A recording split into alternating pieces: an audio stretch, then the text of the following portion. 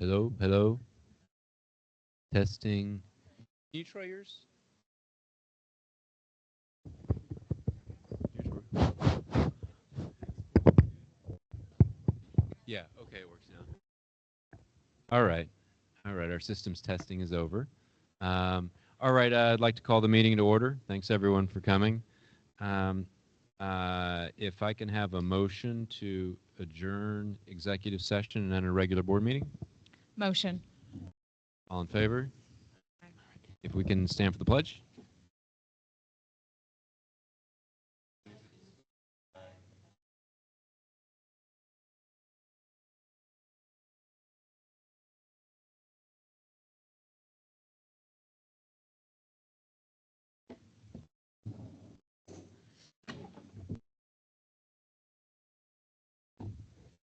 All right, Dr. Warden, turn it over to you for record.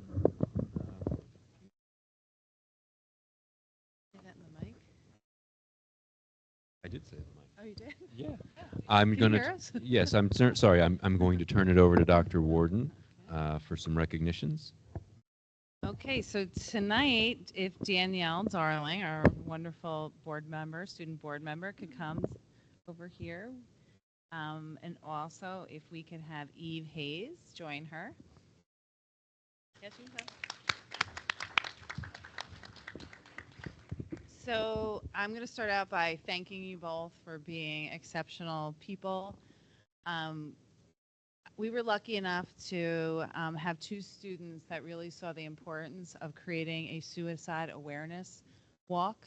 Number one, I know it was for your CAS project, but it is incredibly hard to set up a walk, to make sure that you have the raffles, the people, guest speakers. So that was impressive in and of itself, but just the fact that you know how important this is in our community, your age group, I think you've really set the tone. It's okay to talk about this. That's how I left that day. I really felt like there was a community of people that understood that if we talk and we get together and we have these conversations, and you set that example. So I think people don't even sometimes know the impact that they can have on other people by doing that. So I really appreciate it because you know in our rater profile how important it is to show empathy and compassion. So this exemplified that you understood the need for this and created this event, and it brought such awareness. And also you called upon someone to speak there that lost their child by suicide, and I think that alone too. Then you were both featured on ABC. So I know we have that up there, so I just wanted to show, it's okay, you're famous, so we're gonna ask for autographs afterwards. But just the fact that you went this above and beyond, that it was recognized as newsworthy, obviously in Red Hook, but also beyond that to the importance of students having voice and having impact. So we really appreciate it. So we're gonna show this short video, and then we'll let you maybe say a couple words.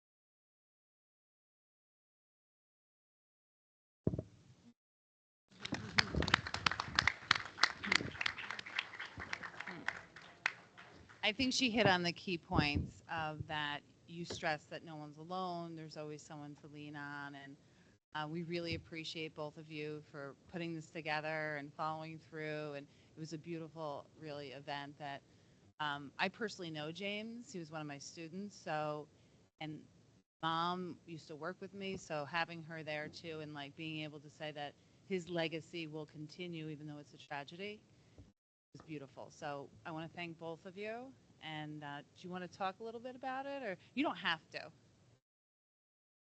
always like to give you an opportunity. You have to turn the mic on too. I just want to say that we're super honored to be here tonight, and we really thank you for recognizing us and our event. And it was really bigger than we thought it was going to be, and we're really happy that it reached as many people as it could. I totally agree. This is such an honor. We're so happy to be here and have our community just show how important this was and how we can all come together to support something that's really gonna hopefully cause some change in the world. Right. Definitely starts with people. Yes, thank you. Yeah. Danielle, you could just stay really quick. We also want to congratulate you. I know this is hot off the press too, that you are the salutatorian. Congratulations. Um, and we will let Max come on up here too real quick. I mean, Max, there'll be many other times, but we also, with you two together tonight, Max, you might know him, he's going to be the valedictorian. So congratulations.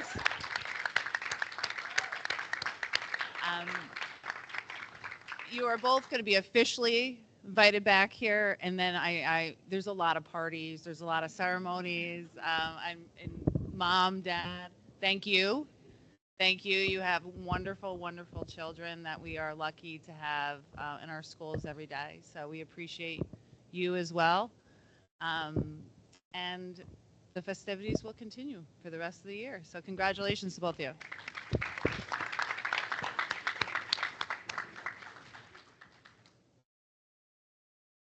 Right.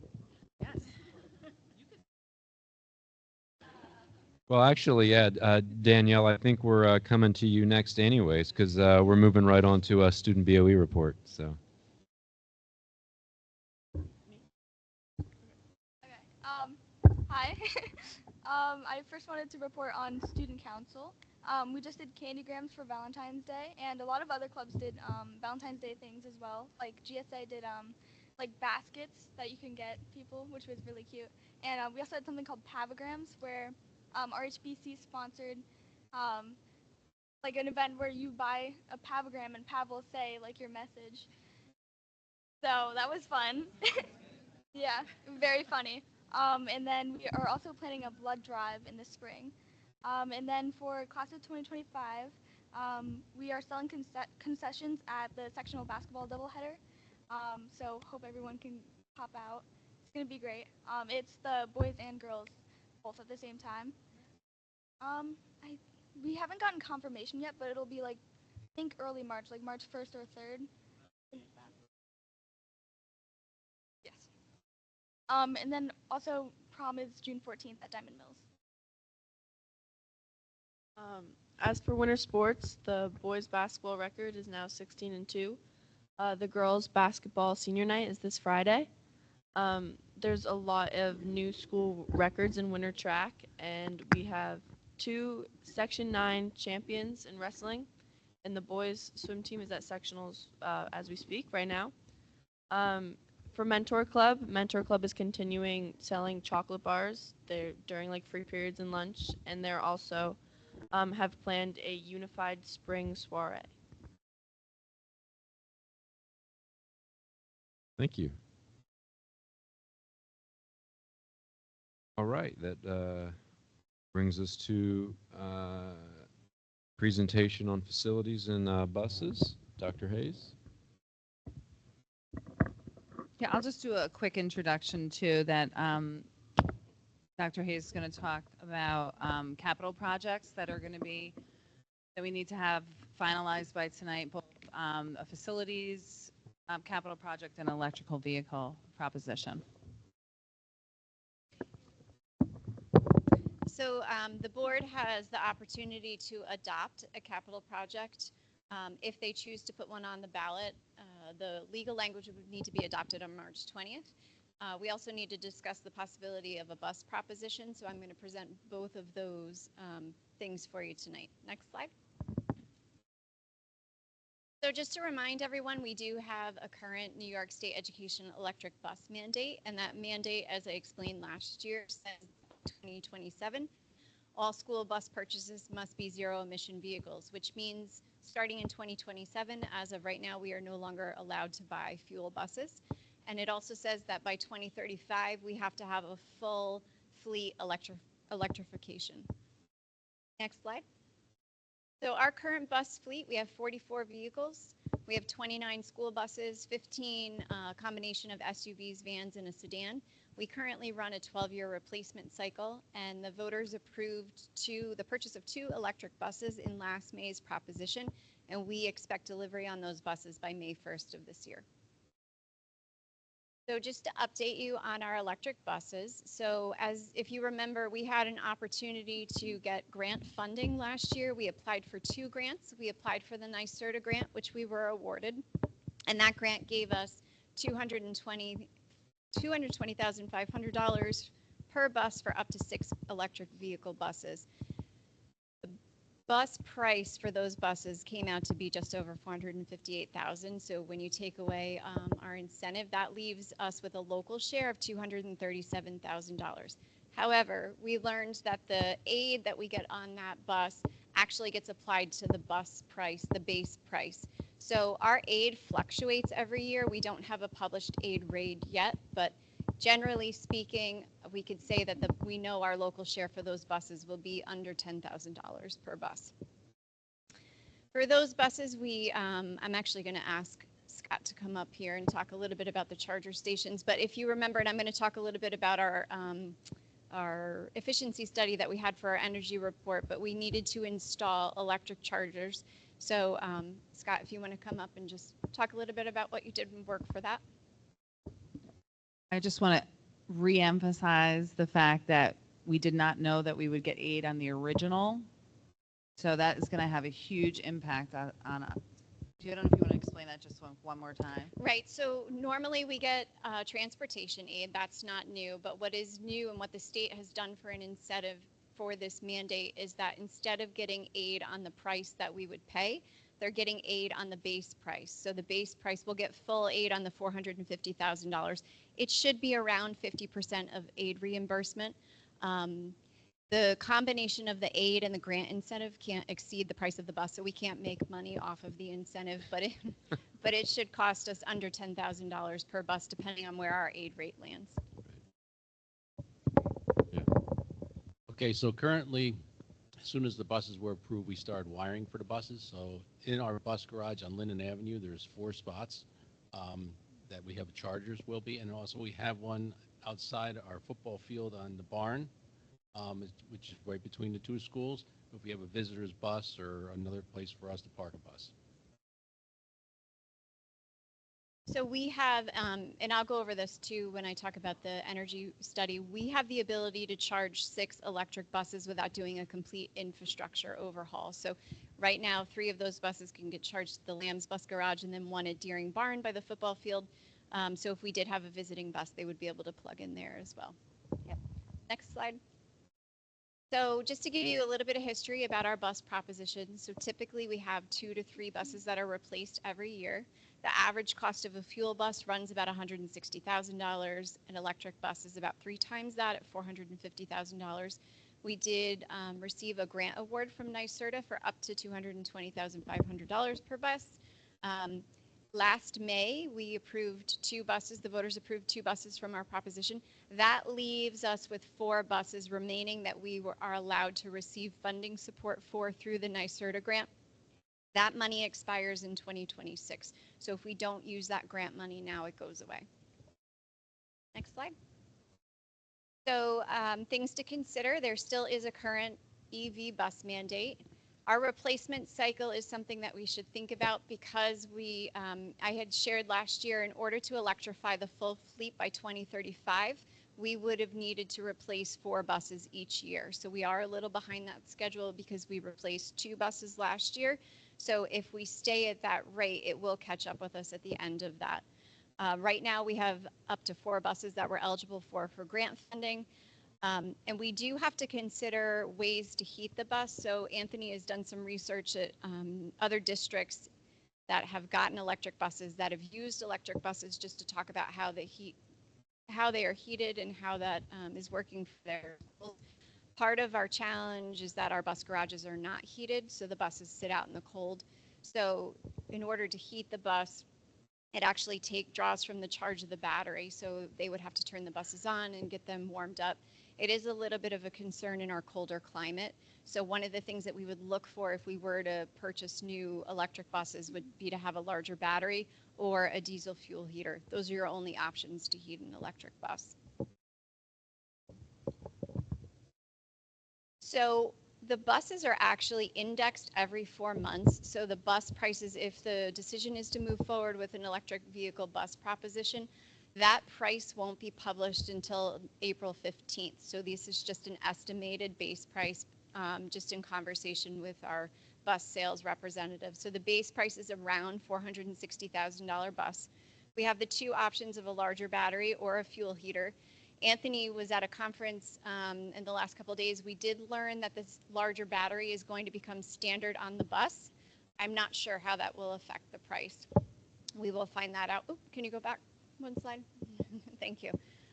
So in general numbers, we're estimating that after our grant money for the larger battery, it would be about $267,000. For the fuel heater, about $248,000. Again, I won't know exactly until those prices are published mid-April. And then we will get aid reimbursement. That aid will fluctuate. We don't know the exact rate next year, but assuming it's around 50%, the local share would be about $17,000 for the bus if we went with the larger battery, and it would be less if we went for the diesel fuel heater. It would actually be free. So with the aid reimbursement, we could get 4 electric buses with the larger battery, with the fuel heater, and it would be $17,000 a bus. If the price is the $267,000, if the price is the $248,000, we'd actually get the bus for free, because our incentive would be $230 or $230,000 in the 50% aid reimbursement, and we would add that to our NYSERDA grant. That actually goes over the cost at $250, so right around there, right. 10,000. Right. Yep. So that would be free would be better than 17,000, but Yep. either way, 17,000 is about 10% of the cost of Right. A diesel bus. Yep. So it kind of makes it hard not to take these, I think. I just have a question. Are there any other additional costs associated with larger batteries or a diesel fuel heater underneath the electric bus? Well, we'd have to pay for fuel, and then there's maintenance for the fuel heaters. I don't know about the larger battery because we haven't used them yet in terms of a replacement cycle. There would be some training, but the bus company that we buy the buses actually provides the training to our bus drivers and mechanics as part of their service. But certainly if we went with a fuel heater, we'd have to pay for the fuel. Yeah. That aid reimbursement is huge, and that's locked in for this next year. It's not something that we're concerned about. No, so that was part of what the state is incentivizing schools to switch to electric vehicles, and they're saying typically you would get aided on whatever your purchase price is, but now they're saying it would be on the base price, knowing that districts, they want you to apply for these grants. As I mentioned before, there is another round of an EPA grant, but we didn't qualify for the first one, so because we're not a district in need, I don't see us qualifying for another one.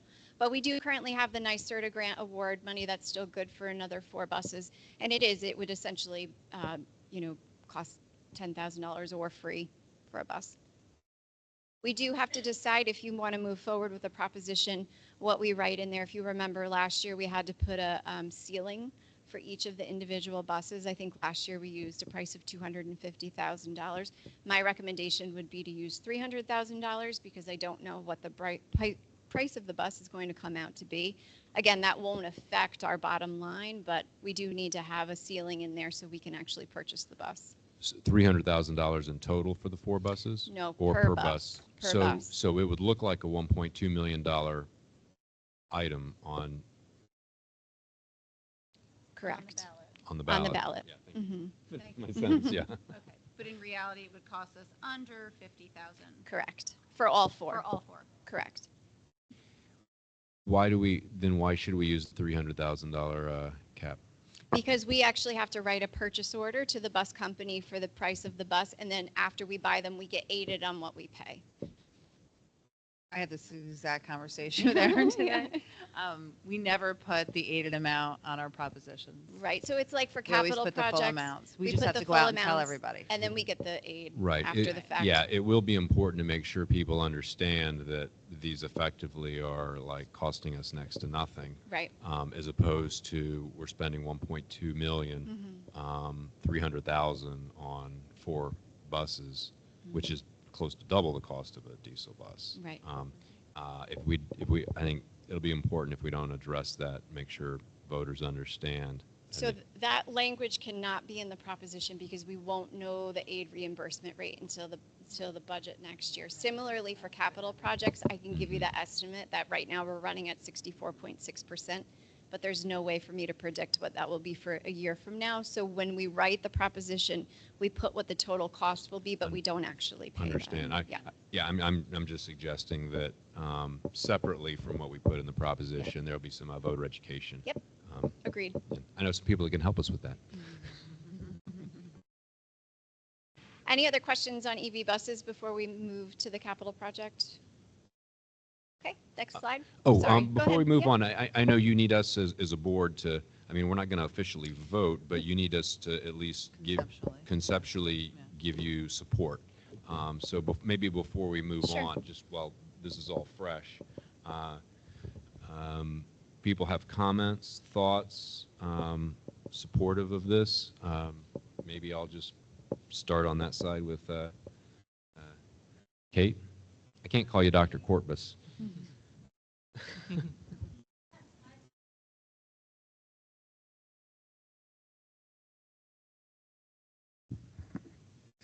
I think the aid reimbursement with the grant is it's like a no-brainer. We need to get it on the ballot and educate people on what's on the ballot and how this is going to benefit the district and help us start to meet the mandate that the state put out there.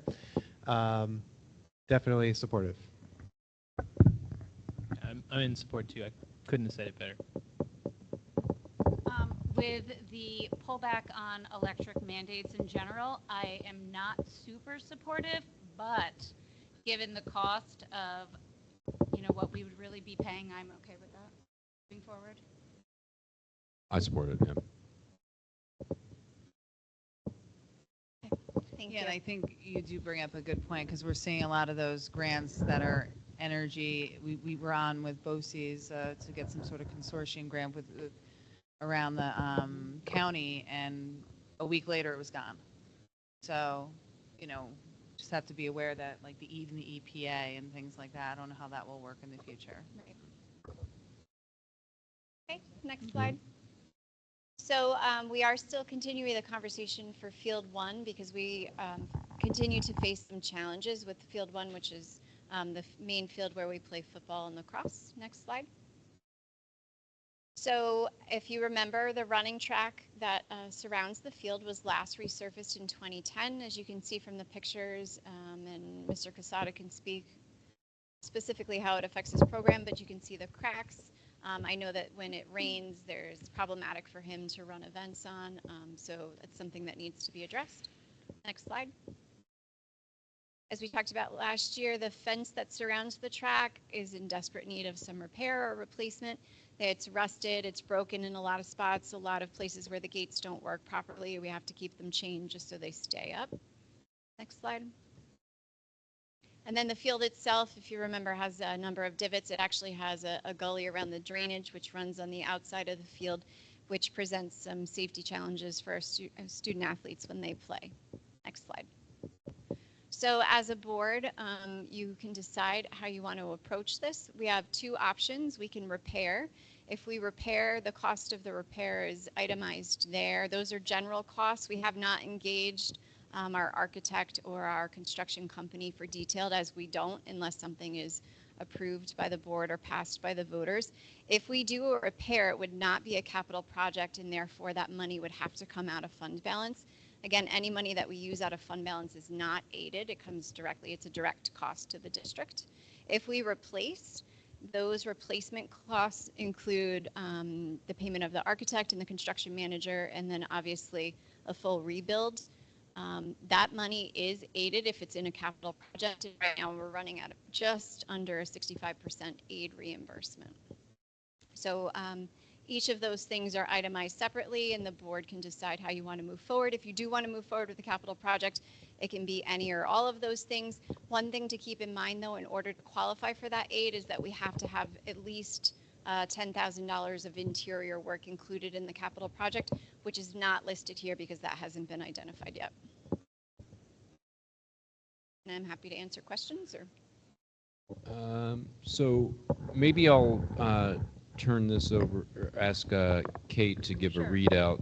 The facilities obviously committee has been discussing this, in great detail for the past several meetings, and discussed it this evening. I mean, we might as well, right? Did you have a question, Jen? Oh, wait. Okay. Yeah. I mean, so obviously there's a few variables, and I think the key here that Aaron mentioned is that you can do whatever you want within those two variables, repair versus replace.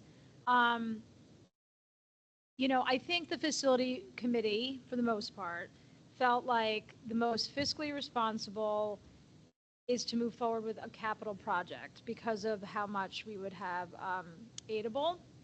And again, there's feelings that lights might be unnecessary if it is a grass field. We also argued that the grass rebuild would last longer than a quick repair for the amount of money we would be spending out of our fund balance, right? So you're looking at roughly 3 years on a repair, I mean, give or take. And I don't want to give an absolute number on the years of the rebuild, but it would be more than that. So when you're weighing those, variables, and we didn't look, obviously, we've been very clear that either option does not solve programmatic problems, but we have to look elsewhere at what makes the most sense right now. So we feel most comfortable, I think, putting forth a capital project. And like I said, there was a lot of commentary around not including lights. I personally would be happy with lights, but I'm not going to die on the hill for lights. So if we want to keep the capital project to a certain number for the public, but Aaron did mention we have to also look interior. One of the topics we talked about was potentially bathrooms, which can be pricey, particularly at the high school. We do, for the purposes of the keeping the schedule going, need to get the language on this pretty well buttoned up. If we as a board have conversations tonight and don't feel 100% confident, we can potentially add a quick meeting on in front of community conversations. But if we can get to resolution today, that would make our administrative team very happy. Is there any other comments that I missed or thoughts or? No, I think that was, I sat in on facilities committee. I think that was a pretty fair summary. We did kind of debate, not just the fiscal aspect of this, but the issues around, how long it might take if we do the capital project approach, and is the field out for one season? Is it out for two? Can we use the field, next year? It depends on kind of quality. You have to see Tom needs to assess that better. If we don't, and I think there was consensus, at least within the facilities committee, that, the lights, while they would be nice, didn't make sense to do from a cost benefit standpoint. A couple games a year, under lights, $1 million for lights, didn't make sense to do that. So if that's a $3.8 million capital project and state funds 2/3 of it, it brings it down to about $1.3 million. Well, it would be more than that. We'd have to add in the interior work. We'd have to, So it would be 4 point something. Yeah, I mean, it depends on how much we could add. 100,000, 200,000 makes it 4. 500,000 makes it 4.3.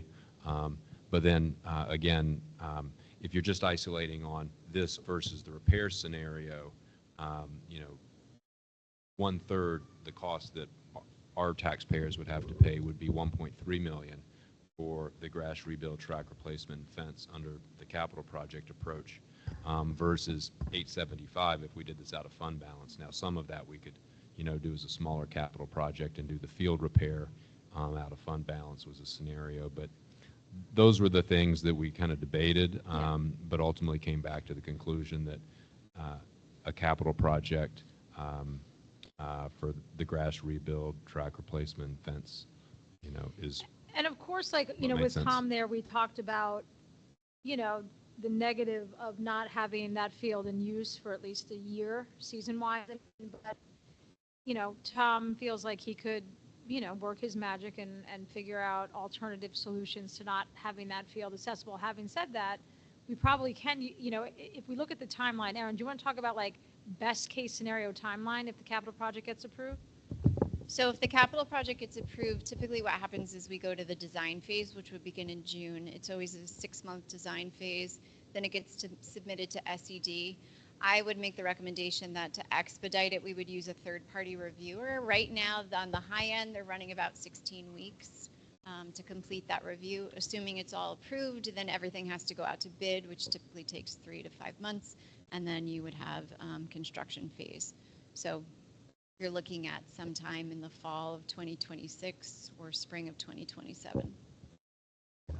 So that's like a downside because it's going to take a while, and the field will be out of use obviously during that time. But you know, yes. Actually, not necessarily. It depends on the status of the field. It may not be out of use. Right, but if the work starts in the fall, When the work 26, starts, yeah, it's yeah, out yeah, of use. Yeah. But you know, again, we brought it back to our moral compass, which what do the kids deserve and what do they need? And we felt like they deserve a really high quality, you know, long lasting field that's going to be sustainable for you know, several years to come. So that is what we are putting forward as the facilities committee. Yes. I do have one question. You answered my question that I had before, but Great. if the lights were not included, would that be something that could be added in if Yes. further down the line? Yep. Does that do a lot of external, damage yes. to later go in and do that work? I asked the same or- question, and Tom said because it's not on the imprint of the actual track or the field, we could put it in at any time. It could absolutely be added. That's Yeah. good to know. And if the board wants to throw it in, by all means, I'm just saying. Yeah, so jumping in on the lights, I know it would be for the home games and said just a few, but will we also be able to use them though for community? Like, so if people want to walk at night, Yeah. does that work or? I'm always a little hesitant Okay. of you know, school grounds late at night, and also remember, like, this is for children. You know, Right. like to invest that kind of money to have people walk a little bit later on our track, it probably wouldn't be kids, right, Tom? It wouldn't be the students that would be using it late at night. Yeah. We know the community uses the track, and that's great, and it's a benefit to the community. As a district, when we make capital budget decisions, I think we have to keep it focused on, you know, the primary use, which is our students. Tom, how many home games do we have? So for varsity football, it's between 4 and 5, depending on the year. We have modified football, would probably be 4. And then in the spring, roughly 8 or 9 boys lacrosse games. So those will be the actual physical game events on the field. We would strictly limit any practice on it or other use. We obviously, youth football uses it. Their footprint is not as, you know, hard as the high school kids, so I don't anticipate any issues with not allowing the youth program to use it. But they wouldn't practice on it as well.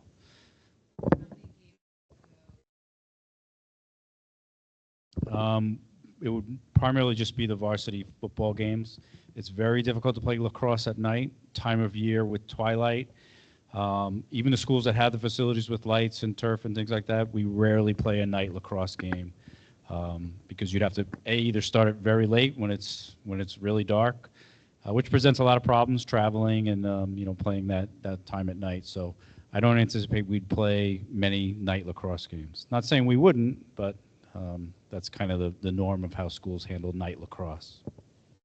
Tom, can you just touch on why I know that we agreed that this is, the most fiscally responsible decision, but there are advantages to a repair.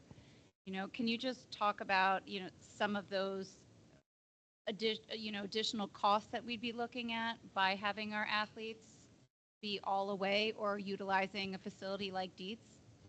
So yeah, using other local fields, Dietz is one.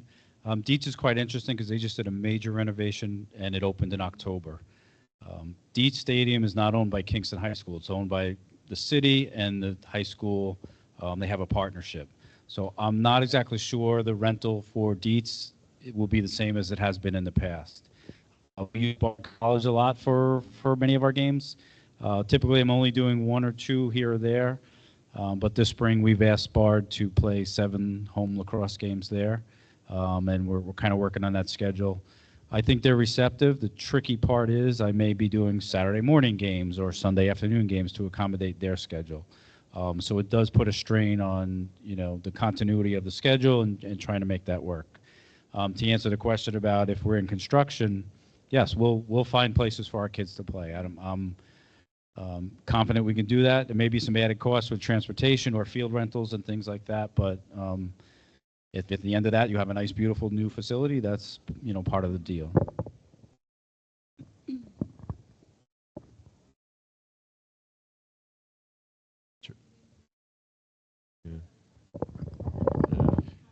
So I'm definitely in favor of a full replacement. I think in a lot of conversations that I've had with people in the community, it's clear that people support and want top tier facilities for our sports programs and just for our school community.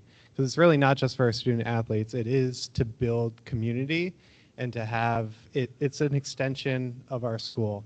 And for that reason, I would also be supportive of the lighting. I think there's a lot of benefit. I know usability with grass fields is we wouldn't get as much use out of it if we had what we were considering in the past with the turf field. But I still do think it could change the community and the culture associated with our sports program and our school community. Some of my fondest memories as a student at Red Hook were our homecoming weekends where we had rented lights. And so we had soccer games, football games with rented lights. And those are just very memorable. And it didn't just bring in the athletics part of the community, but it really brought in everyone.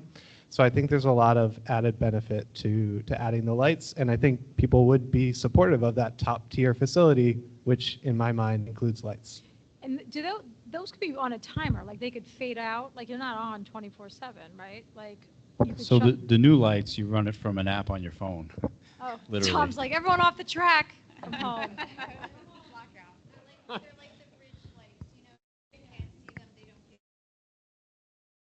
And the older style lights that were like the metal halide, very expensive. These are all LED, very cost effective. But Austin, I'm just concerned with your comment. I don't want that to be misconstrued that we're going to be running, other sports on this field. I mean, I've talked about that many times. That's really not the the intent of if we replace the field as it is. It was the intent in our previous fields we were looking at, but I don't want to put that out there that's one of the possibilities, especially with the lights. Answer your question, Kate. What I need tonight is if the board decides to go forward with a capital project, I need that information in order to work with our team on exact pricing and legal language, because the legal language deadline for adoption is March 20th in order to get it on the ballot in time. So that's what we need to know. Charlie? Yeah, I'm for a replacement, not a repair. I think the longer you wait, the worse shape everything gets, and we're kind of creating an emergency situation by not coming with a cap project, I think, this time. So I think it's crucial that we do. I'm also in support of the lights.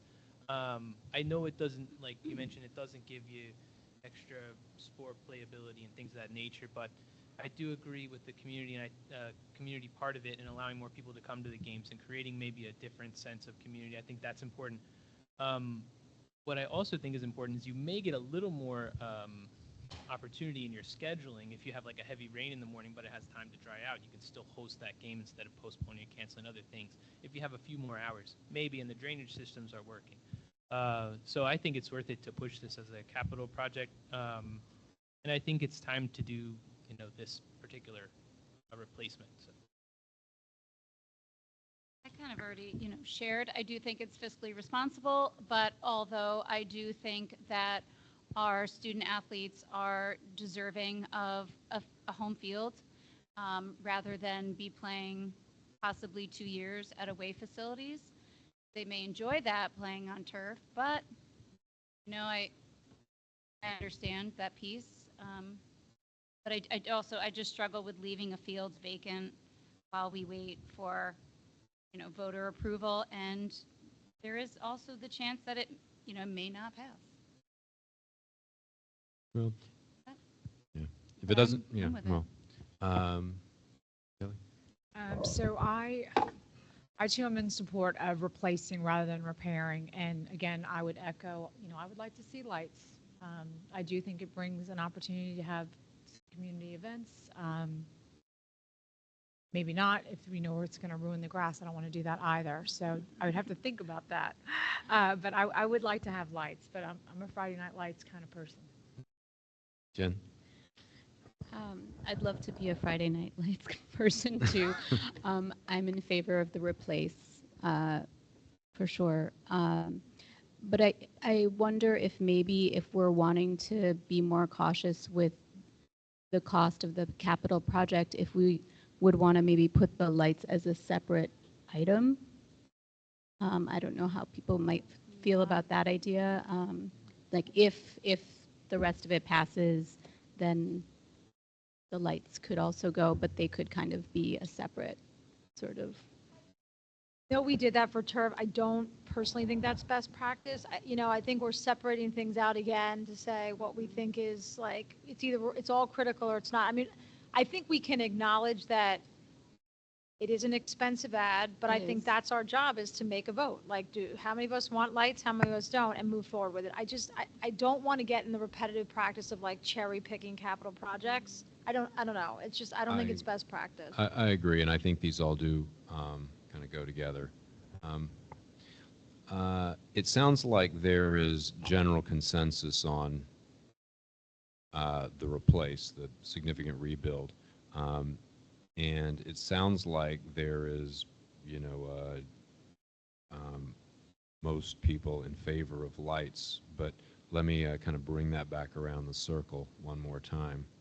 Kate, just specifically on lights. And maybe before we do that, I ask Tom, can you give us, if we do the lights, can you give us a sense of just, how often, how many games So might be used? it would primarily be for the varsity football. So typically it's between 4 and 5 games a year. If we're a playoff team, it could be 6 games a year. Kind of depends.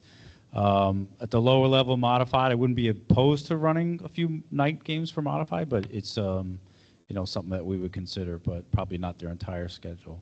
And then lacrosse, it's challenging. We be great to have them because you have that potential ability. It's challenging for us to run a night track event because our other field events are spread out around the campus. Yep.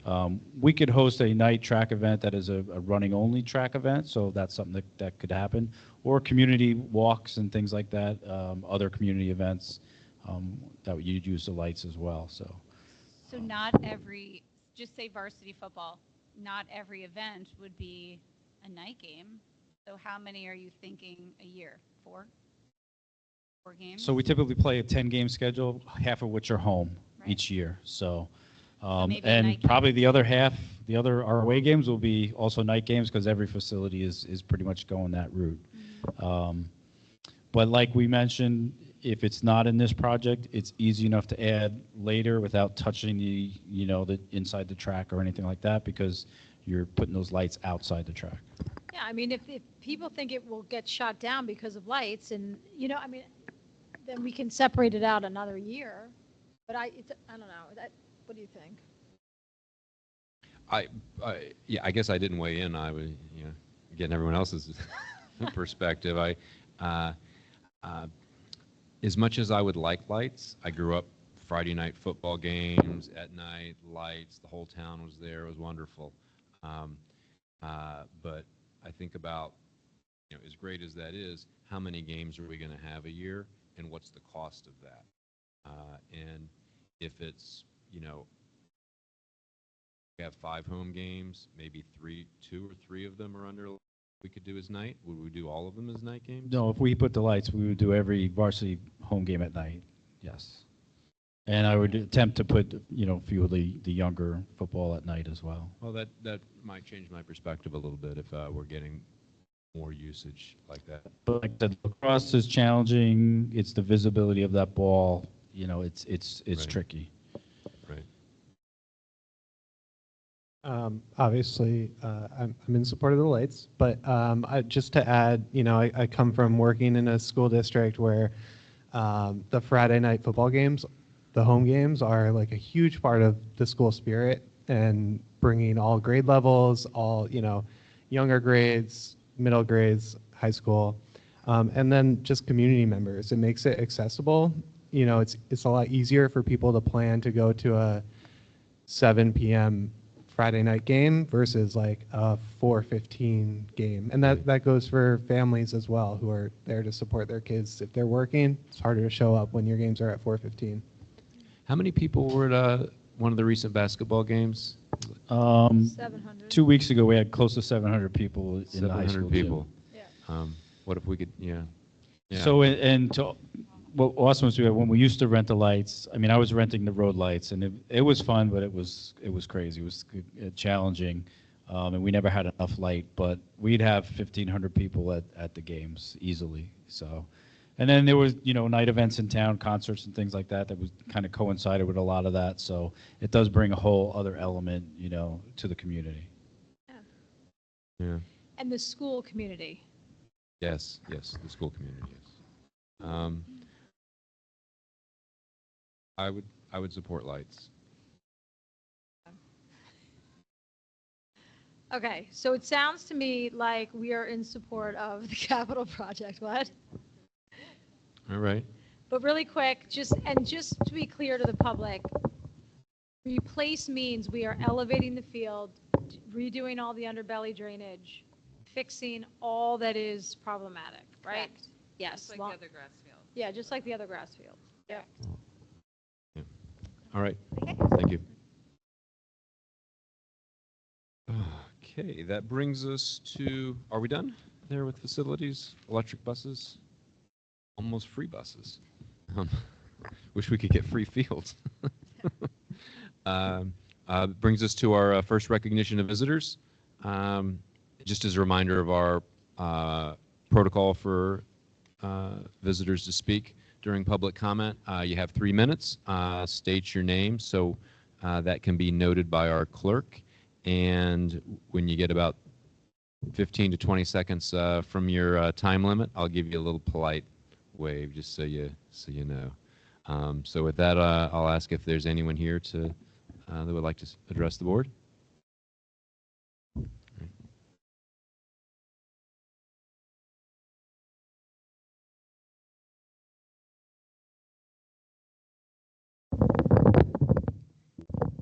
That's quite enough of that. Good evening, Mr. President, Dr. Warden. Let's try to make this audible. My name is Golly Stanford, trustees. Thank you so much. I'm a resident actually of the Hyde Park schools. It's a delight to be in Red Hook, with apologies for the infrequency of my visits. Of course, you're very well represented on the BOCES board by Karen Smythe, with whom obviously she's our chair of our facilities committee, so she would have felt very much at home, I think, here this evening for your lively discussion. I'm also here because it's election time on the BOCES board, and there are 3 vacancies, one of which is mine. And I'm here to ask for your consideration to nominate me. You're entitled to make as many nominations as you wish, but also seeking your vote to return me for another 3 years at the August 22nd meeting. There will be 3 vacancies. Our admirable president, Ralph Cimento, is up again, and he's running again. And then there is 1 vacancy due to a resignation last year. And sadly, that could not be a resident of Red Hook, as you already have a resident on the board. It's been such a privilege to serve your students, because we do serve really at large, and to enjoy the trust and the support of Red Hook. In particular, we greatly appreciated your input. Indeed, your superintendent was a leading voice in this as we were looking into the qualities for our recent superintendent search, which hopefully will come to a conclusion relatively shortly. But thank you for your input on that. This coming year, for the first time in about a decade, we're going to do a strategic plan, and we'll be looking for your input on that as well. One of my chief joys is to be part of the School Boards Association's Advocacy Committee, and we were up in Albany last week trying to make the point that regardless of what happens to the overall budget, we need to maintain full funding for our public schools K-12. We're also trying to help with things like the aidable salary cap on your participation in career technical, a realistic approach to though you seem to be doing very well in the area of the electric buses, I congratulate you, but the realistic approach to the bringing about of those. Dual enrollment, we seem to be making some progress towards funding dual enrollment. This was something that actually started out with the Duchess BOCES. And so hopefully NICEAD hears us loud and clear. It's such a privilege to serve there. I hope you'll consider nominating me. That's by the 21st, I think, of March. And of course, would greatly appreciate your vote on the 22nd of April. Thank you, and you didn't have to wave, or maybe you were just being very indulgent. You were very efficient with your time. Thank you. And thanks for representing all of our county on the BOCES board, and for coming to speak to us. So, all right. So I believe on the March 20th board meeting, then we would vote on the nomination, if we wanted. Yes. Okay. All right. Thank you.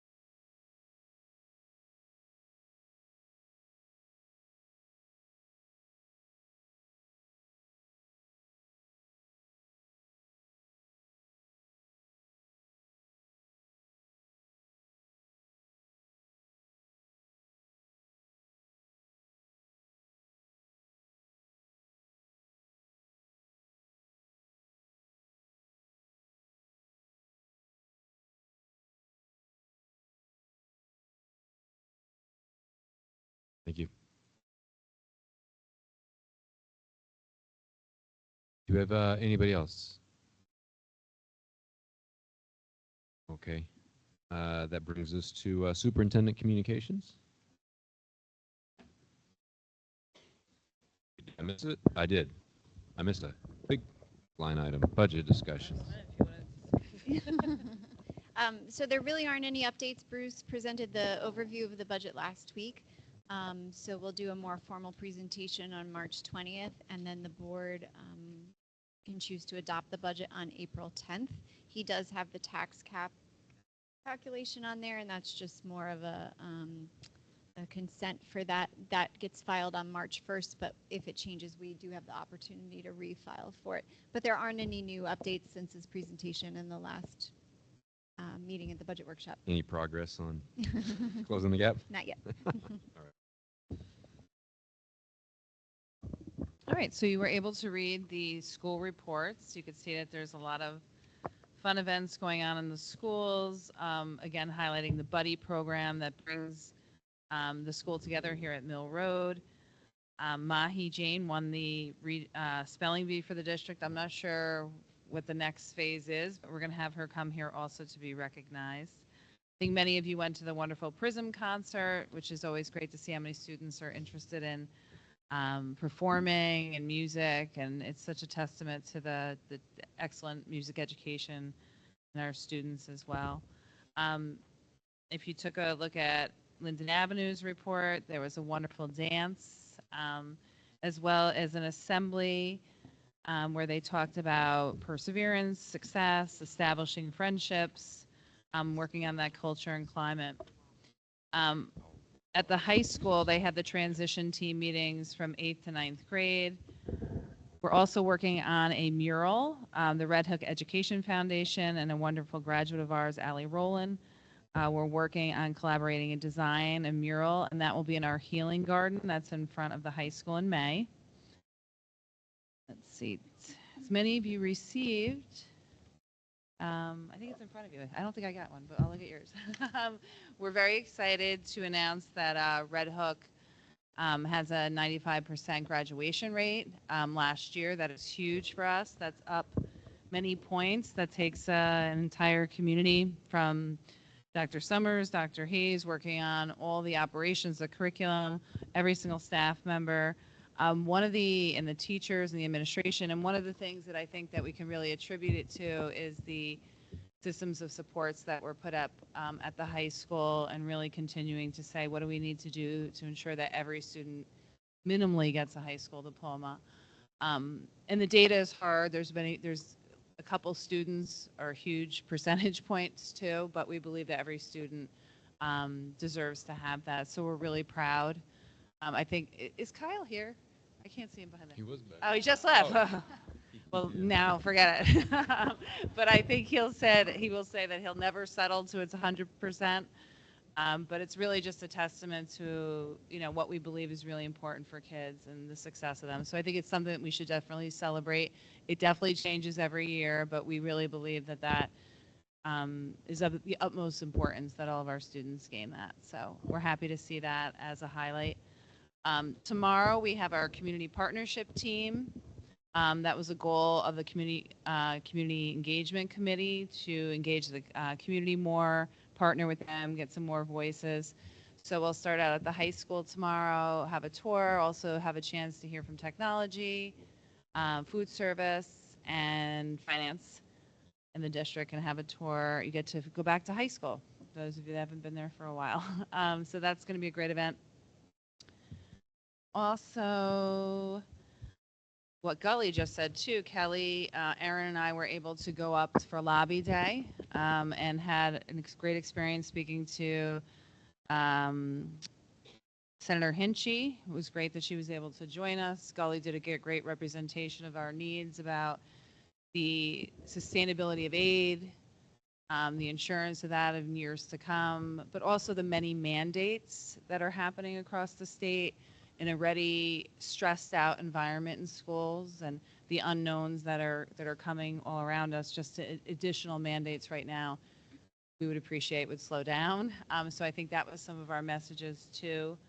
And we also met with Assembly Member Sarah Hanna, who represents our area, and she also was absolutely wonderful about things that she was putting in place or hopefully trying to put in place through bills for clean energy, housing, and also just really the concept, if you're going to have a mandate, please put the money out first and the roadmap before you say here's a mandate.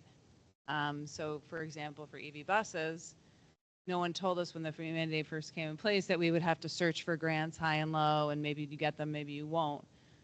That should be set up for schools if that's what they need us to do. So I think that was similar to the cell phone mandate. If that's what you want us to do, then what's the clear roadmap? Where's the financial support to put something like that in place? So it was great. I really appreciate that they sat down and really valued the importance of education, and I think we should continue to reach out to them. She also called Senator Hinchey to inform us that our wonderful Martha is going to be honored for Women's History Month at the Capitol, and she's been selected in our region by Senator Hinchey, so her picture will be at the Capitol building when they're celebrating women. And there's also a governor's ball that Martha will be going to, so it's absolutely amazing. I will be going as a guest. Is that what you said? And I know the American Teacher Federation, the ATF, also will be coming to honor Martha and handing out, I think, over 5,000 books to the community in the next couple months. So that's wonderful too. So I think just continue to advocate. I think we have some people that are listening and responding. So that's important to us. Oh, and I just want to highlight really quick the wonderful Holly Grant in the audience. She's a spectacular nurse, and she's great. So thank you, Holly. And you're lucky to have your daughter back. She's here to observe for education. Ah. Yeah. So thanks, Holly, for all that you do, and we really appreciate you, especially this week. Yeah, thank you.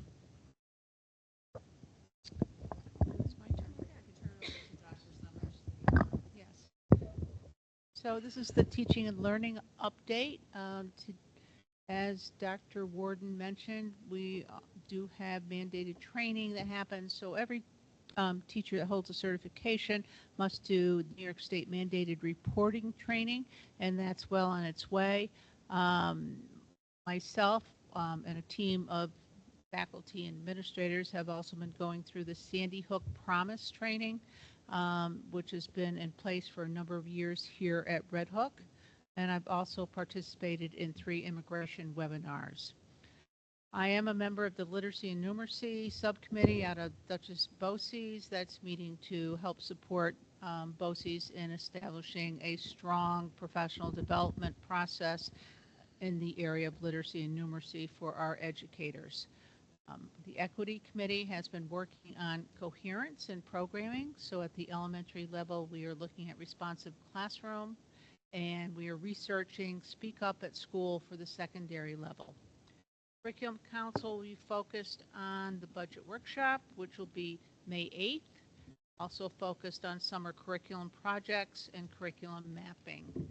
The Professional Development Committee is in the process of designing the next Superintendent's Conference Day, which will be on March 14th.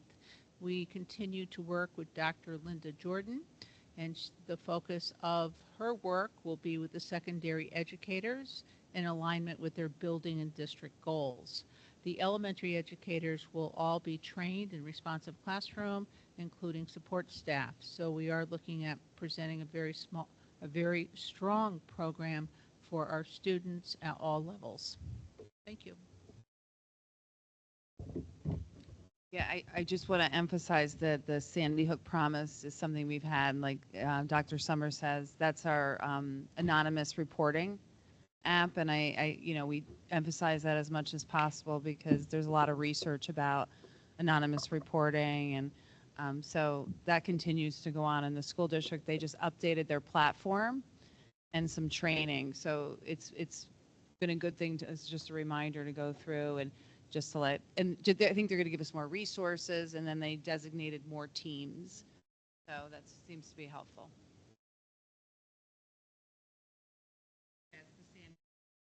And so it's an anonymous app that parents, anybody really can put something like they're worried about something or they hear something. A lot of times students will hear something, but they won't say anything. And we know the biggest thing to stop violence or stop students from hurting themselves is to speak up. And sometimes they feel like they can't say it to, they don't feel comfortable maybe saying it. So that's the app that they can use. So So what I have for you, so as we've discussed before, we contracted with Tetra Tech and NYSERDA to conduct an energy report, and we finally got the final report. It's over 400 pages. It's there for your pleasure, reading pleasure, but I just wanted to give you a very brief overview. Yep, every page. We'll be here till tomorrow. No, I just wanted to give you a summary of recommendations that they made for each building in the bus garage, just very, very high level. And to give you an idea of where we are in the trajectory of that. So next slide, please.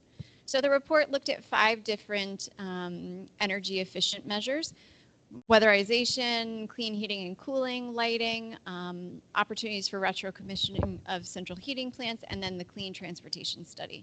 Next slide. So at the high school, there were 3 recommendations. The first recommendation is to install a geothermal system, which we had mentioned before. The second recommendation was to replace all the interior lights, and the third recommendation had to do with we have an old storage tank in there that has to do with the heating system that Scott can answer questions in detail if you have them. But what I included here is just a summary of what the cost savings would be for each of those things. So geothermal is something that I mentioned at the last meeting. That was actually something that Sarah Hanna mentioned that she was putting a bill forth for and looking for districts that wanted to apply for a grant. So if that goes forward, I think that that could be something that we would want to jump on. The geothermal system is actually recommended at both the high school and Linden Avenue. But as you can see, it represents a significant cost savings for fuel. So just in a round estimate at the high school, they are estimating an annual cost savings of over $200,000. Obviously, that fluctuates based on the cost of fuel.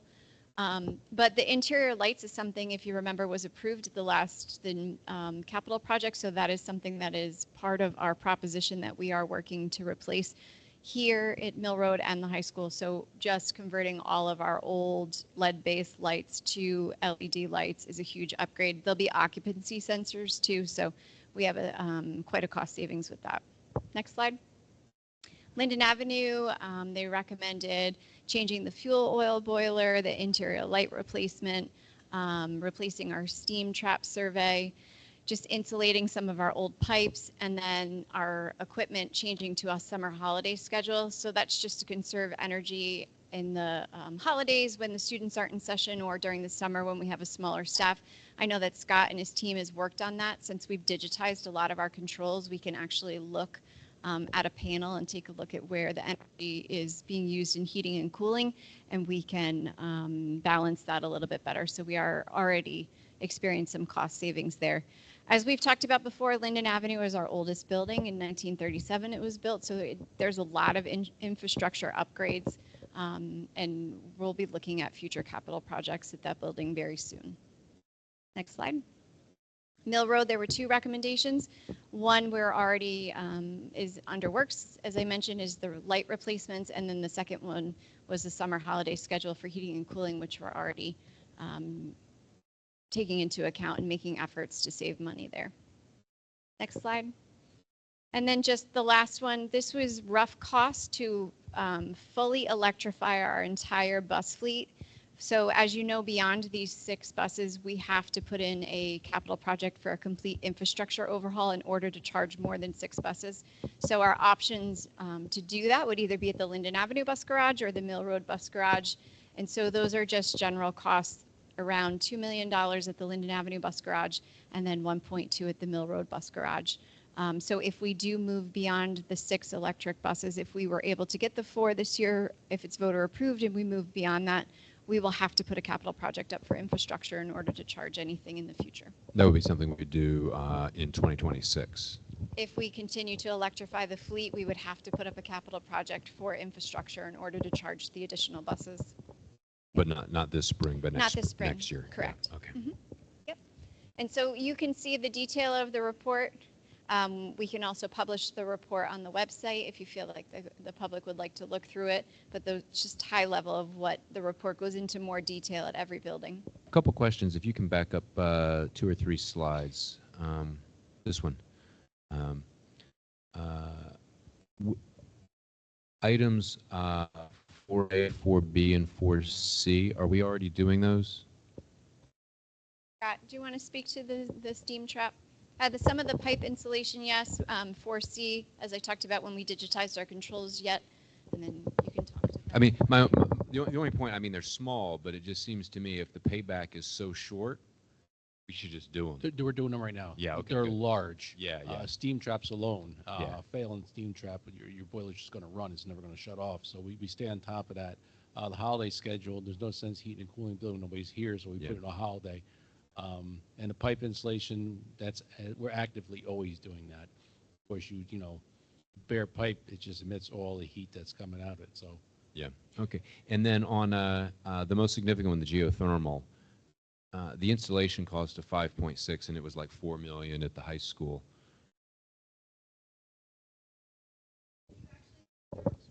Mm-hmm. There are maps of where they recommend that go, but this is just for the installation cost. That doesn't include the piping and the equipment. Would we get? I mean, a 61-year payback is really probably not viable. But is there state aid grants that would cover this? Well, not any longer. The energy grants are no longer there, but that's what I was referring to. Sarah Hanna is trying to push through the bill for a grant specifically for public municipalities like school districts to be able to put in systems like this. Whether or not they'll go through, I'm not sure. Okay. Yeah. The incentives are no longer active. Yeah. Yeah.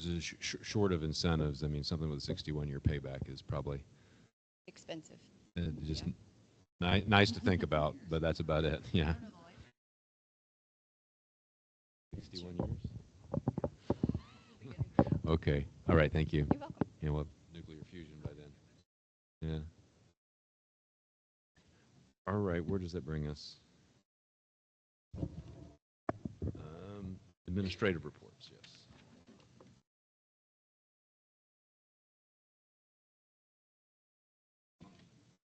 Oh, Yeah, I kind of went through them unless there's sorry. a question. Committees, I think we've kind of covered facilities, maybe advocacy. You guys, I think, had a busy meeting. One of you want to give a readout? Called the Community Engagement Committee. And I'm sorry. I was just reading what was written. Sorry. Yeah, we had a town board member, Julia Solomon, join us this evening, just to kind of talk about walkability for students and thinking about how to even begin sort of approaching that with the town, maybe in conjunction with them. And she was very helpful. She brought in a big map so we could kind of look at the different areas where it might be helpful for students to have more walkable and safer walkable access to school.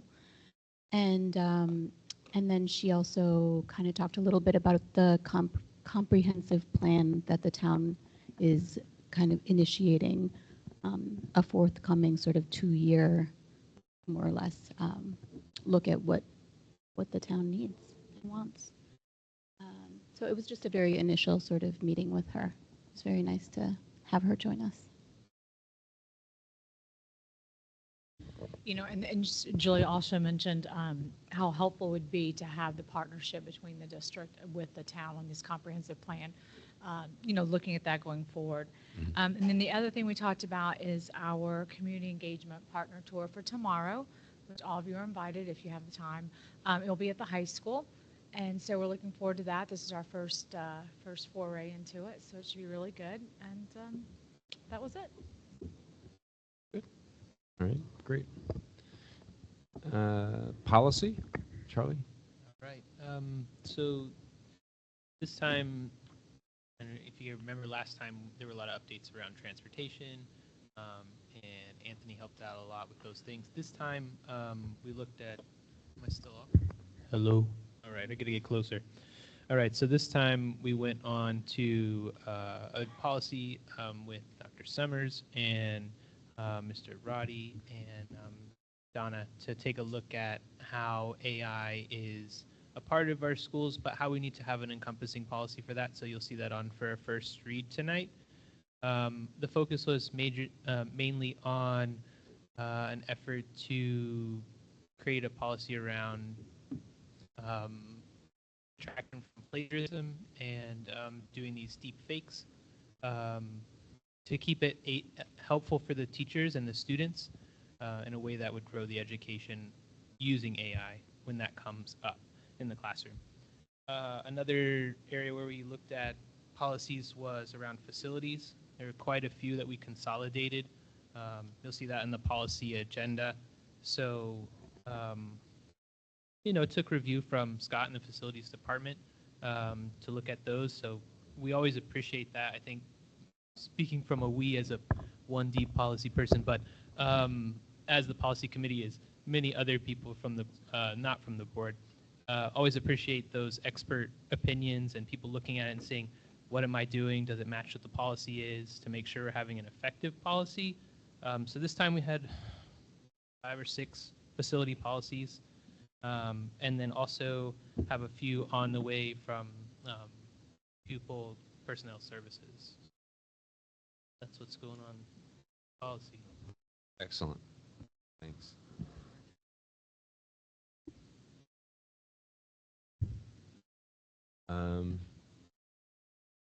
All right, that brings us to BOE member comments. Anybody have anything they want to share? Get off their chest? I just have a lingering thought from the capital project discussion. When interior work is considered, someone mentioned potentially like updating bathrooms or doing something there. It would, when I think about that work, it would be nice to know about access to gender neutral bathrooms in whether it's the high school or LAMS, if that would be of consideration, and whether, ease of access is there, if that could be improved, if that's going to be an area to touch upon in the future. Yeah, we already have, Scott might know numbers better than me, but we already have gender neutral bathrooms throughout the high school. Yeah. Right, Scott? Yeah.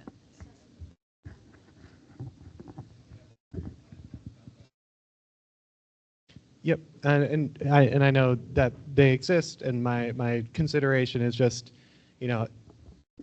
if you are a student who chooses to use those bathrooms, what is that experience like in terms of access? Just as a consideration.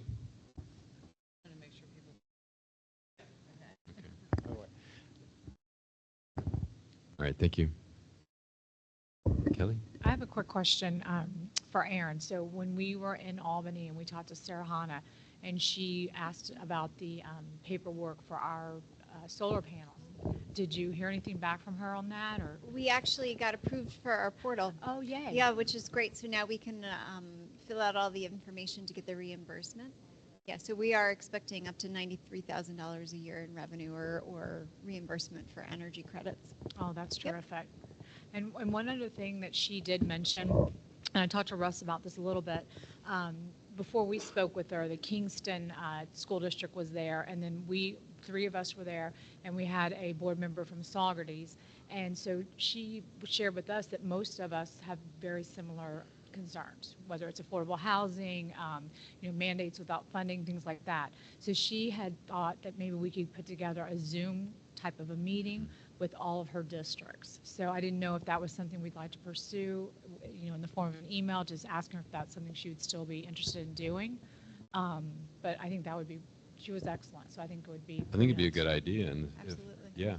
Who would you be the one to follow up on that? Yeah, I certainly can, Yeah, and ask okay. her if she has something planned. I think that would be great to pool all our resources. Yeah.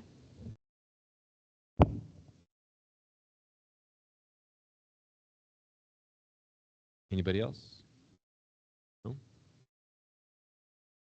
BOCE Spotlight. I think it's just information. And then the BOCE's nomination information, I think, is in there, and we will vote on a nominee, should we decide to do that, at our next board meeting on March 20th. To my knowledge, Gully is the only one that has come to us seeking a nomination. Is that right? Yeah. Thank you for coming. All right, so we'll take that up at our next board meeting. That brings us to policy review. We have 7 first reads. First, do I have a motion? Second. Any questions, comments on any of these? Nope. All in favor? Aye. Opposed? Brings us to consent agenda. Do I have a motion? Motion. Second. Questions, comments on anything on the consent agenda? No. Paying a lot of bills. All in favor? Aye. Opposed? Then that brings us to personnel agenda. Now I'm going to ask for a motion in a second, and then there's some clarification that we need to do on a couple of these. But first, do I have a motion? Motion. Second. All right. Do you want to?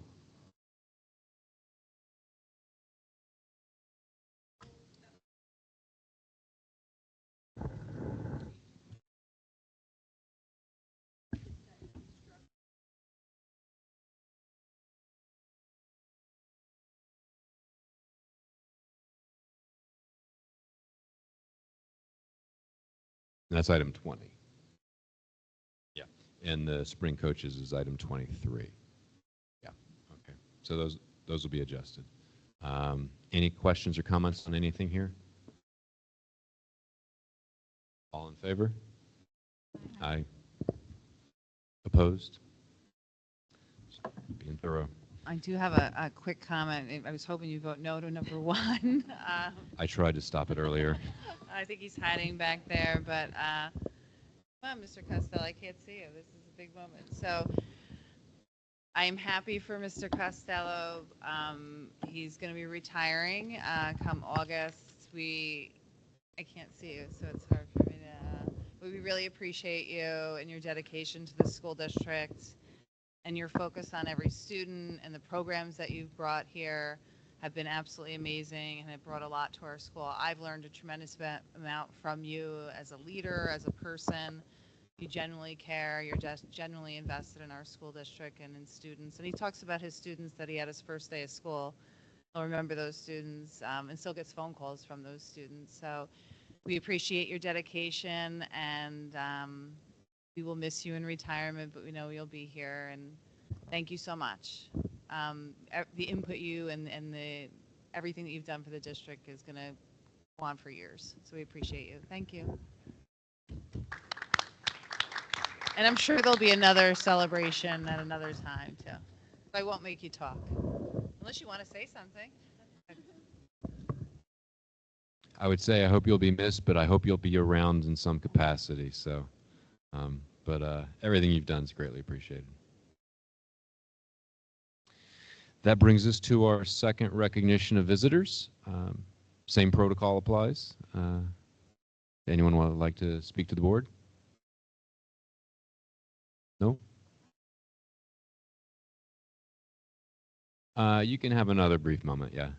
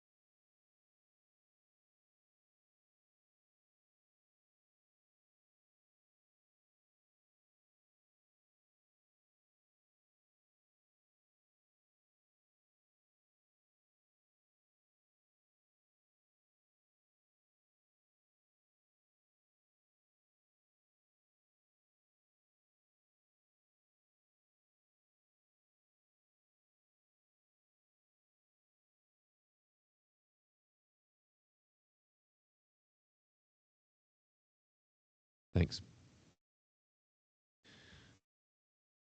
I think that was it. All right, that brings us to adjournment. Do I have a motion? All in favor?